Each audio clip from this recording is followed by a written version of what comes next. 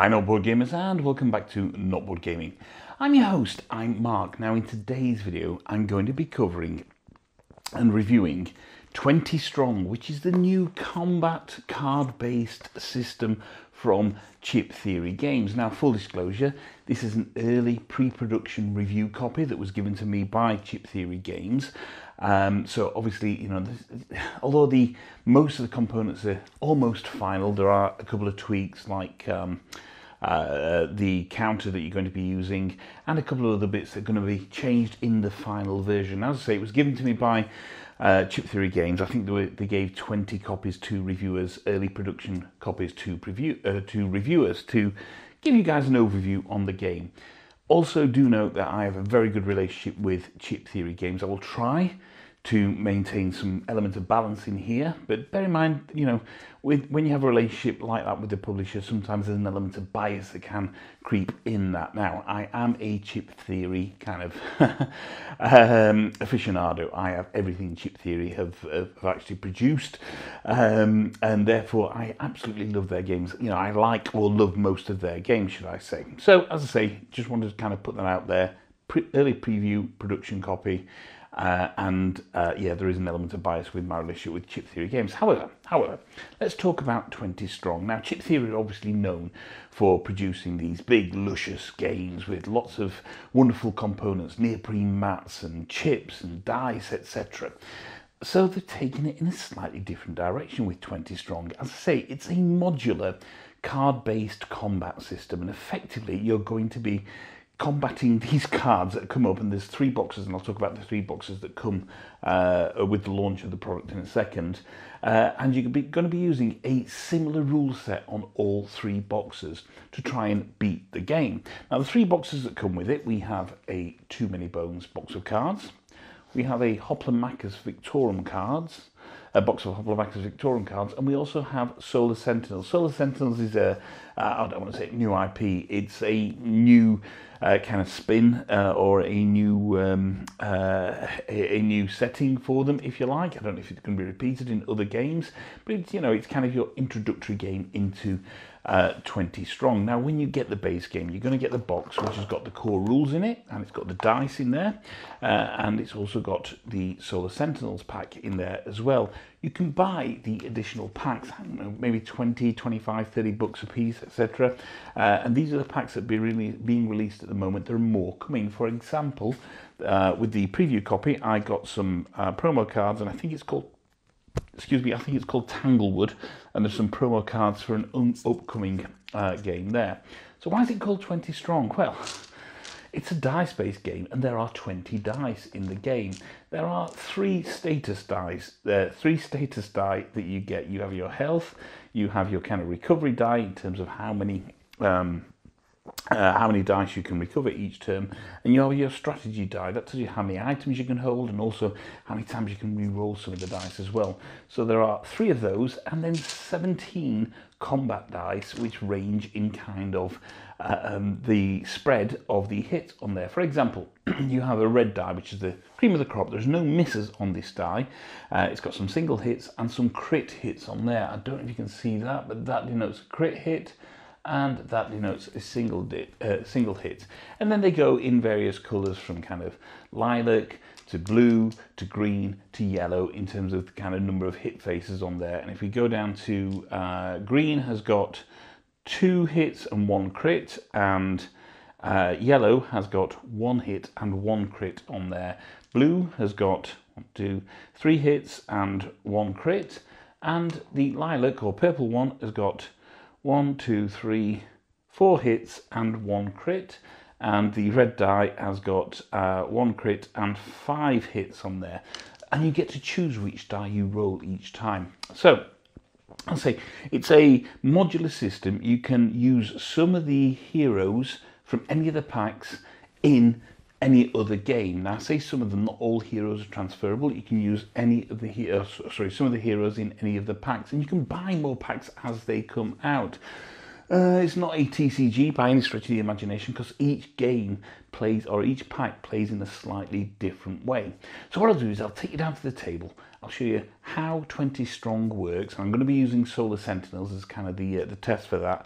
I'll explain a few of the differences in Hoplomachus Victorum and Too Many Bones, and they do play very, very differently, with Hoplomachus Victorum being potentially the more epic version. Too Many Bones definitely gives you that TMB feel, and Solar Sentinels is an absolutely great way of kind of delving into the 20 strong system. So without much further ado, let's head down to the table. I'll show you a couple of rounds of Solar Sentinels, then we'll come back at the end of that and I'll give you my thoughts on the game.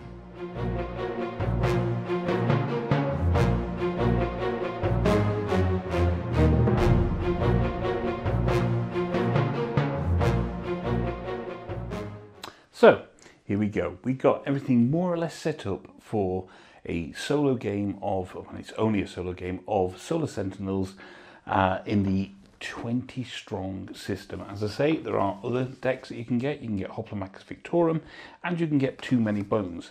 But this is Solar Sentinels, so I'll explain what we got on here, okay? So start down here. There are 6 heroes that you can choose from. These are double-sided cards down here, and each one has kind of slightly different abilities. So we have the Astral Scout, who's got a health of, oops, here we go, Astral Scout Raven, who's got a health of 3, a strategy of 2, and then a recovery of 2. So health is obviously your health, strategy is how many items you can hold, and also how many times you can re-roll in your turn.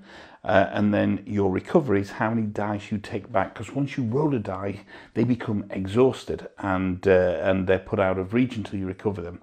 So we have the Astral Scout Raven there, and he's got a special ability here, which says during game setup you may swap the positions of 2 mission cards.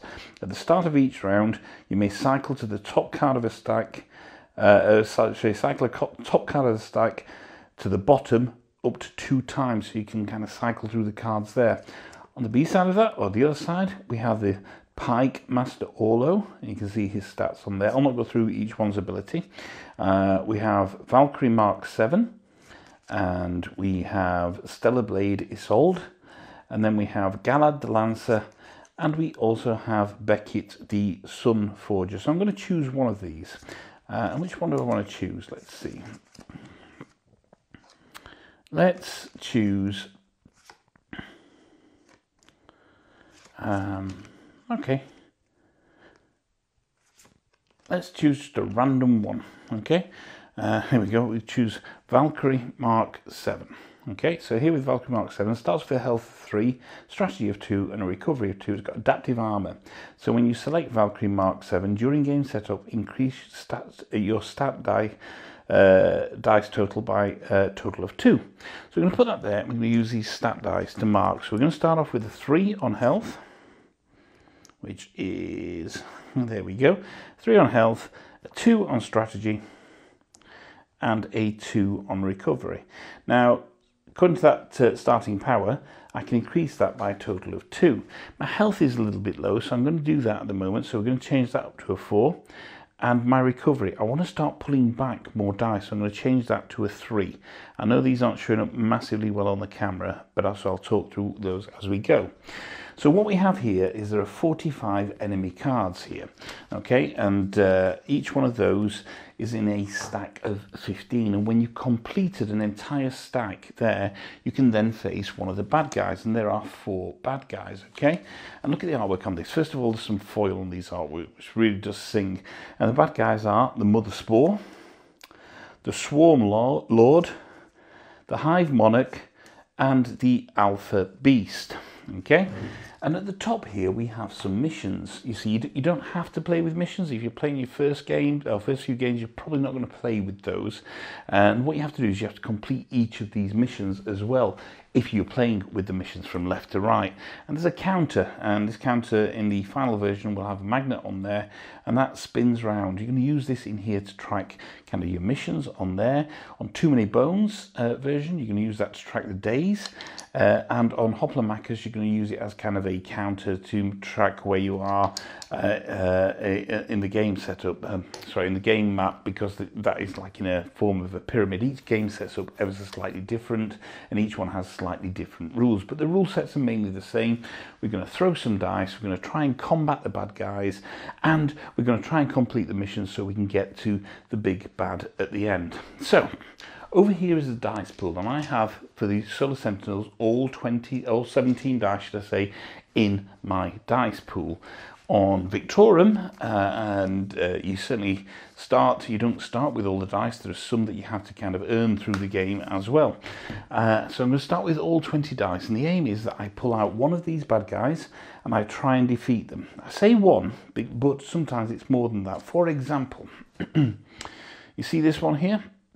It says here that it's got this plus symbol on there. What that means is I have to pull another bad guy out of there as well. And if it's got two symbols on there, well, what that means is I have to pull two bad guys out of there. Okay, so we're going to make this a little bit easier for myself, because if they're on the top, you have to choose them. So just for the purpose of demonstration, we're going to get rid of a couple of those, because I don't want to lose on the first couple of rounds. So what we're going to do is we're going to pull these bad guys off, and if I defeat one of them, so let's take this one for example, which I'm going to attack here. If I defeat one of them, it says here it's got an instant thing that I skip the recovered dice step, so I don't get to recover dice if I'm attacking this one. However, it does also have an instant here, which means that as soon as I beat this card, I get +2 health. So there are various abilities on the card. Some of them you keep as items. So for example, like this, this you get to use, you keep it as an item and then you get to use it. So if I beat this one, I get to recover all of my dice. But you can see it's got a health of 8 there. And it also says if I suffered any damage in this engagement, suffered damage step, add another baddie to the next engagement. So that's pretty hard. And then finally, this one here, which is Decaying Mantis. Okay, it's got health of 5. It says that my items can't be used, so I can't use items fighting this. But I also get to gain this as an item, which says when I get to use it, I banish 2 dice from my dice pool to immediately defeat one 1-power enemy. As you can see, that's a 2 power on there. So we're going to choose one of these to try and defeat. And here we go. So we're going to try and defeat the Decaying Mantis. So I now have my 17 dice. I can literally roll all of those dice if I want. But bear in mind, once I've rolled them, committed them, they're going to go into my exhaust pile, which is over here. So I know from this Decaying Mantis, should I say, that I need to score 5. So let's move down to the table a little bit, and we'll kind of go through a couple of rounds of this game against Decaying Mantis and potentially others. Okay, so a little bit closer in now, and I've got Decaying Mantis here. We're using Valkyrie Mark 7. I used his special ability. I've got 4 health because I've upped that by 1, 2 strategy, and 3 recovery. I know I need to roll 5 hits to get this guy. Okay, and I can't use any items, which is fine because I don't have any items. So I'm going to use a red die, which I know is definitely a hit. I'm going to use a couple of purple dice. Maybe a blue and a green dice and a yellow dice as well. So I'm going to roll 6 in this, which means if I commit these dice, then I get to recover 3 of them at the back end of it because of my recovery. So let's drop them into the tower and see what we got. Wow, look at this, okay? We have 1, 2, 3, 4, 5. So I have defeated that bad guy already, which is absolutely great, which is fantastic. But what if I hadn't defeated him? I've obviously rolled a miss as well. What if I hadn't defeated him? Well, if I'd rolled 2 misses and that was 4, if we look here at my strategy number, it says I can re-roll a dice. Once it's greater than 1, you can then re-roll your dice again, okay, to the number on there. So I have 1 other re-roll on there. Now, when you re-roll a dice, what you can do is any misses that you've got, you can also add to it. So say I wanted to add another couple of dice just to make sure. We'd roll them in there. And there we go, I got my final hit. So those are dice that I committed, they defeated that bad guy. These are the dice I haven't committed, they go back into my pool, and these dice go over here into the exhaust. Okay, so these are now exhausted. I can't use those dice unless I recover those dice to come back in. So that is a defeated bad guy, which is great because he's got a item on here, which means I get to banish 2 dice from my dice pool and immediately defeat 1 enemy. I'm going to save that. You don't have to use the items, and bear in mind at the moment my strategy is 2, so I can take 2 dice. Okay, so that's that. Then we have the suffer damage phase, and suffer damage is if I hadn't defeated that, you can see that that particular bad guy would issue me 3 damage. Well, there we go. I got 4. That would have taken me down to 1. I did defeat it. Now that defeat is based on the number of rolls that you have based on your strategy. If that would have been 1, then I wouldn't have been able to re-roll. If I'd have missed it, that would have delivered 3 damage. However, I did defeat it. Yes, I did 2 rolls just to show you how things work. So then we would suffer damage. Then there would be some after effects, and that's the one with the arrow on it, like on here. So that's an after effect there, and that means that I would skip the recover die stage had I defeated that bad guy. Or not defeated them. I haven't defeated that bad guy, so that's good. So I now get to exhaust dice. So all those have been exhausted and moved over there, and then I can recover dice. So if we look here, my recovery is 3. I get to choose 3 of these dice to go back into my pool. I'm going to choose my 3 strongest. There we go. I'm going to choose my 3 strongest dice. Okay, and my 3 strongest dice are the red and 2 purple.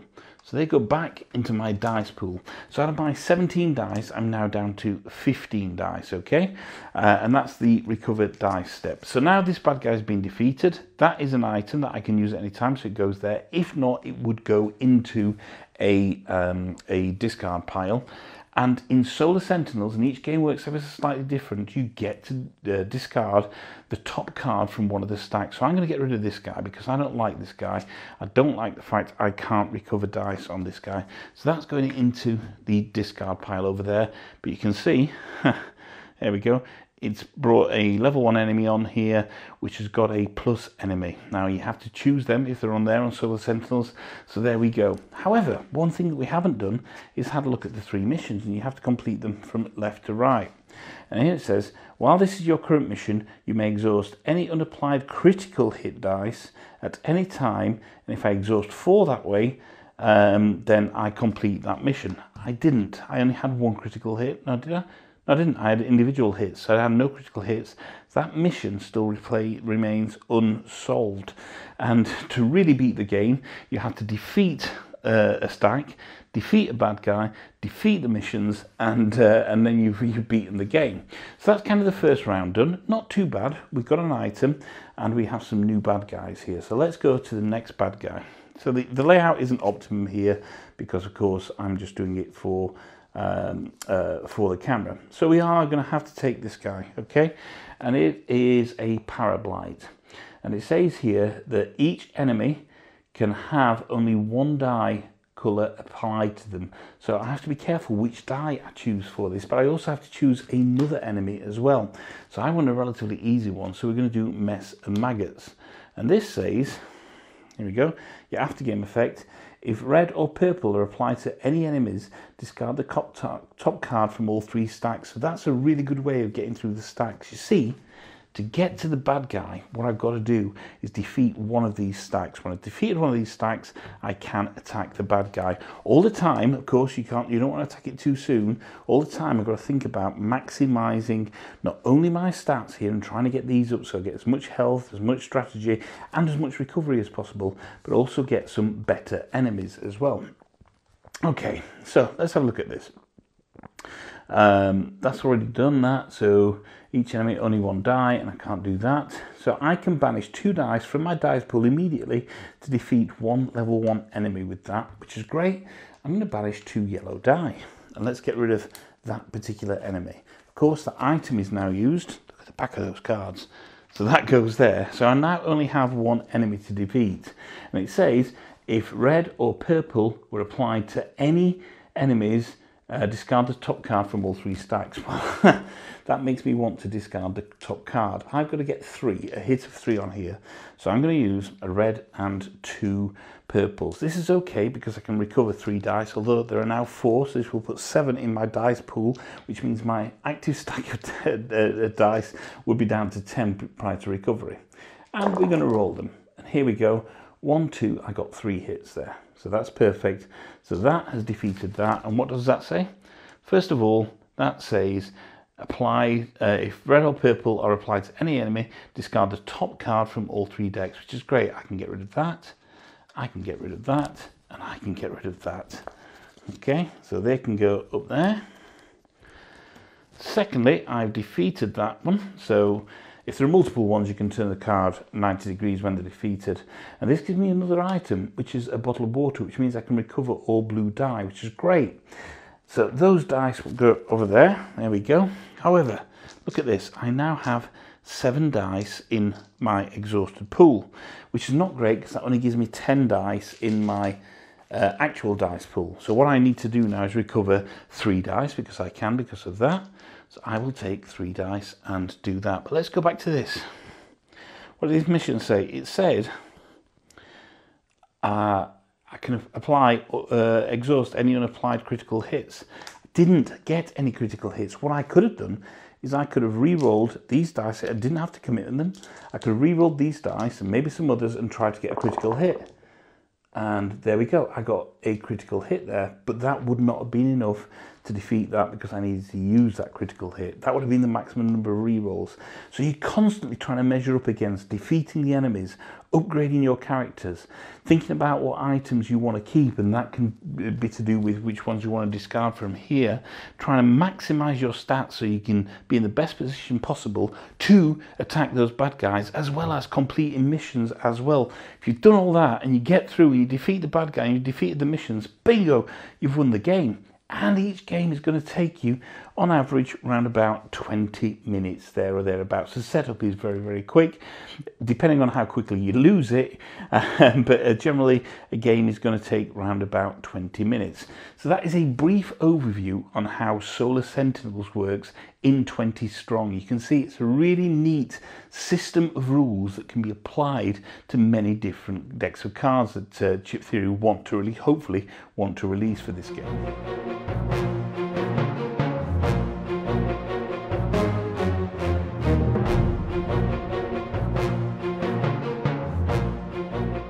That's it. That's a really brief overview on how Solar Sentinels works for 20 strong. It has to be brief because, quite frankly, you can go through a full game in around about 20 minutes.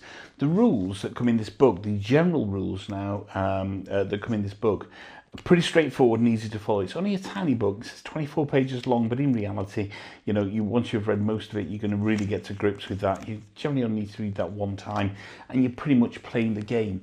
Setup takes absolutely no time at all. You're just going to arrange the decks, certainly 20 strong, arrange the decks, put them out, and that's it. A little bit longer for Hoplomachus Victorum because you're creating a Mount Vesuvius with a scion at the top, and similar with Too Many Bones as well. You know, it sets up akin to the Too Many Bones game. So you have your general easy to follow rules with a nice guide on the back about various things like what the icons mean, what the dice are in terms of strength, etc. And you're going to follow that fairly easy. Each game also comes with a pamphlet, okay? And the pamphlet is going to tell you the specific rules for that particular game. And I say each game is different. So, for example, when I defeated a bad guy on this, I got to discard a card from the top of a stack, so you can kind of gauge which stack you want to go down. That's purely a Solar Sentinels rule. There are different rules for Too Many Bones and different rules for Hoplomachus Victorum as well. The artwork is great. I mean, you get these cards and they've got the foil effect on the cards as well on 20 strong. If we look at Too Many Bones and you are familiar with the Too Many Bones franchise, then you are going to recognize some of the artwork. So there's Figment, the character card, and you can see you got dice there for your misses, which is your which you can then build up and then flip over to your innate +1 ability, and you get the various bad guys as well. So you get as well as having the big baddies. So in Too Many Bones, you get Oxide, you get Cinder, you get Barnacle, and you get Nom. And there we go. There we go. Those are the cards for there.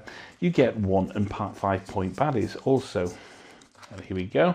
So we can see I've got a direwolf pup there as a 1-point baddie, or maybe you want a modified farm equipment as a 1-point baddie, or you want to go into the 5-point baddies and you've got things like the Orc Shaman.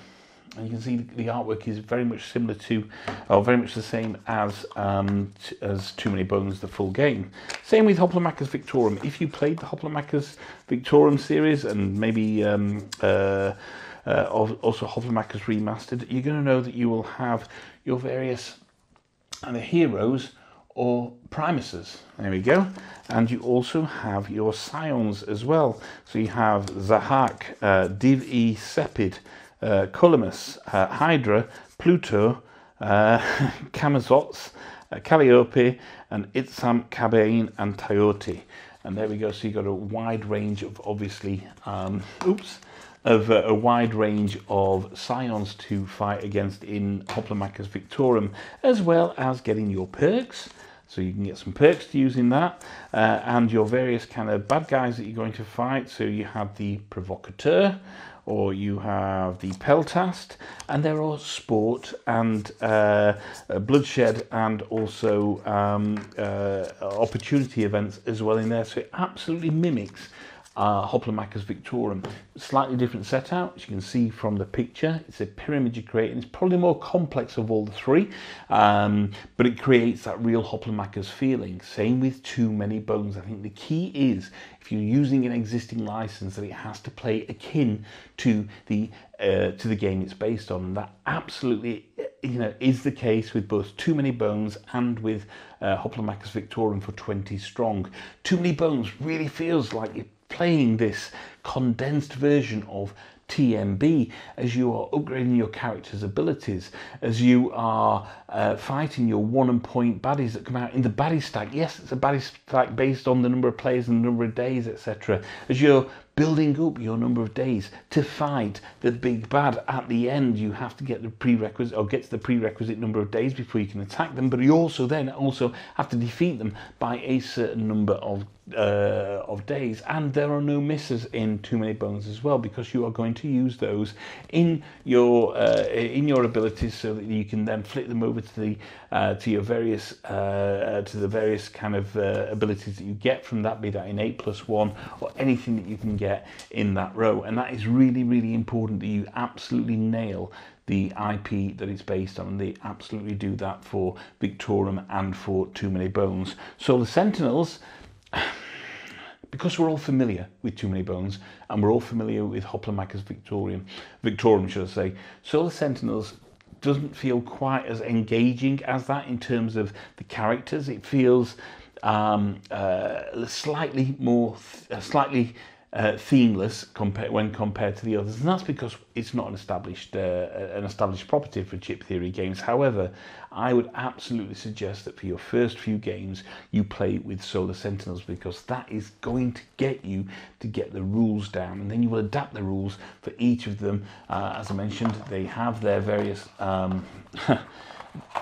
sheets, pamphlets, which tells you how the rules play separately. There we go. We can see the rules for Hoplomachus Victorum, and in reality, it's tweaking the established system. One of the key things, as I mentioned earlier on, is that you get to play certain heroes from certain packs with any other. So you could take a hero from Hoplomachus Victorum, drop them into Solar Sentinels. You can take a Solar Sentinel hero and drop them into Too Many Bones. And I dare say that when Tanglewood is released, that you can take heroes from Tanglewood and put them into a Hoplomachus Victorum, or vice versa with the Tanglewood scenarios. And that is kind of one of the core beauties of any modular system, is that ability to move things from one thing to another. It's not total. There's some heroes that won't work with others purely because of their abilities, etc. But for the ones that do work, it's great to kind of mix and match, and therefore you're opening up your options and trying to find those really exciting games for you. Look, I think when it comes to small box games, I'm not a massive fan, and I think I like to have a game that has weight and heft when it's out on the table, and I rarely find small box games that absolutely kind of just nail it for me. this is different. This is a game that comes away with me whenever I go anywhere. So I go away for work, it comes with me. So I can play it in the hotel rooms. When I was flying back from Gen Con, I was playing it in the hotel bar. And it's that kind of game. You know, for some of them, certainly for 20 strong, you don't need massive amounts of table space. Hoplomachus, you need a bit more table space because of how it's laid out, and Mount Vesuvius, etc.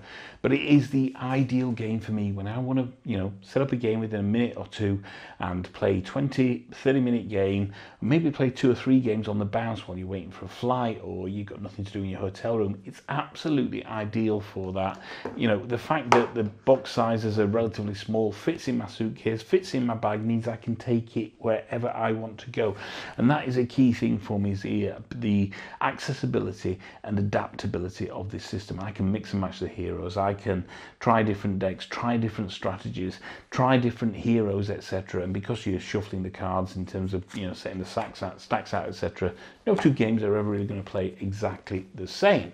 So it really does work for me in a way that most small box games don't work for me. I really applaud and appreciate what Chip Theory Games have done with combining the IPs of Hoplomachus Victorum and of Too Many Bones into the 20 strong system and making it work and making it feel like you're playing one of those games. Victorum, by far and away the most complex out of them, but it has to be because it needed to give you that kind of gladiatorial championship feel as you're building up towards the Scion at the top of Mount Vesuvius. You have to defeat all 3 Primuses, which are under various stacks, so you're travelling around this pyramid, defeating the various bad guys or all the opportunity cards, etc., to get to the Primus, to defeat the Primus. And if once you defeat all 3 of them that you lay out, you can then go on to defeat the Scion. Too Many Bones, exactly the same as I mentioned earlier, as the Too Many Bones games. You've got the day counter, etc. And I think that is the kind of crux. And when you get into something like Solar Sentinels, that's why it feels a little bit more vanilla, and it has to be because it has to be an introduction into this, but it feels a little bit more vanilla. But really interested to see what they do with the Tanglewood stuff, and just to see if that is, it is called Tanglewood, isn't it? Yeah, Tanglewoods. It'd be really interesting to see what they do with the Tanglewood stuff and whether that kind of captures the imagination in the same way that Too Many Bones or the Hoplomachus Victorum does. So I love 20 strong, but it's obviously not going to be a game for everybody. And there are a few reasons for that one. First of all, you know, I mentioned it already, small box games. They're not for everybody. Some people absolutely love small box games, and that is fine. If you like small box games, then this could be, you know, kind of the way forward for you. Secondly, there's no way of getting beyond the fact it's a heavy dice game. I mean, dice are the core function and mechanism in this game. If you don't like the randomness and swingy nature that dice can give you, then this game may not be for you. However, the mitigation strategies that you have, the way that you've got to think about kind of, you know, does this item allow me to get cards back, or to get rid of cards, or get dice back? And, you know, can I increase my recovery die more so I can get more dice back, so I can be really strong at the end of the game when it's coming to face the big bad? So there are mitigation strategies, but not everybody likes dice games, and the cards are a function for the dice to work on. So if you don't like dice games, then that may not be for you. When we look at kind of the link into the IPs as well, there are people out there that, you know, obviously, you know, like all games, don't like Too Many Bones or don't like Hoplomachus Victorum. The clever part, as I mentioned, is Chip Theory's ability to link those IPs with the 20 strong system. However, you're going to get that kind of core gameplay experience. That has to be for people who like those games, which means that if you don't like Too Many Bones, you don't like Hoplomachus Victorum, it may well be that you may not like these games as well, because the IP and the system is so well intertwined that, as I say, it really feels like you're playing a version of those games as well.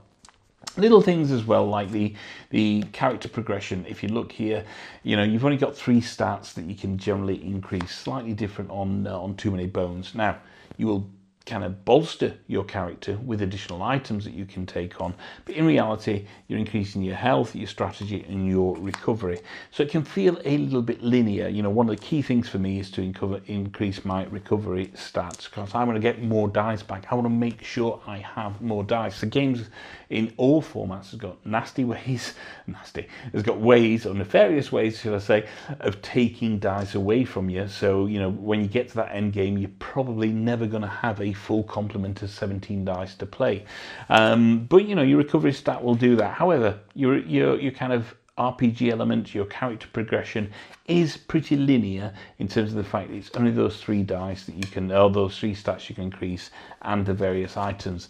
It needn't have been any more complex. It couldn't have been any more complex because of the style of game that it is, and it, you know, it shouldn't have been any more complex. But for some people who like a deeper build to their characters, then that may not be the way forward for them, or this game may not be for you. Slightly different in Too Many Bones, because you know, you get your characters, you get to unpick locks or items by lock picking, etc. So you get to get those items, get to defeat the bad guys, you get to flip over to use the abilities on the other side. So there are different ways of doing that. Same with Hoplomachus Victorum. You get perks, you get items, but you don't start with all your dice. You have to earn some of your dice in Hoplomachus Victorum, and that makes for an interesting choice as well. But again, you know, that character progression could be quite limiting for some. And the other thing is the model of 20 strong. You know, you've got the base game, which is going to have all your dice, the main rules, and your Solar Sentinels. To get additional packs, you're going to have to spend money and get additional packs. They're not going to be massively expensive, but some people, you know, they don't want to spend more money on a game. So if you're kind of on the fence about it and you don't know which way to go, I would certainly suggest going for the base pack with Solar Sentinels. And then if you like the system, then start thinking about Too Many Bones or Victorum.